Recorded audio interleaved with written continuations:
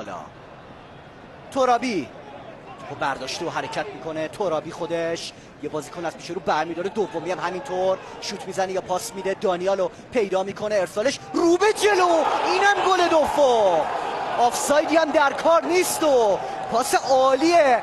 دانیالو عیسی الکثیر تبدیل به گل میکنه. هر کی از اون یکی تشکر میکنه. مثلث ترابی، دانیال، عیسی پرسپولیس رو به گل دوم میرسونه. هواداریا نزدن توپ خودشون رو اینور. پرسپولیسیا یه ضد حمله زدن و دروازه رو باز کردن. اینجا ببینیم با هم دیگه از عقب‌تر هم اگه ببینیم حرکت مهدی ترابی هم خوب بود. پاس رو به جلوی دانیال اسماعیلی فرد و ضربه تموم کننده عیسی الکثیر. برای سومین بار در لباس پرسپولیس تو ورزشگاه دستگردی به هوادار گل میزنه.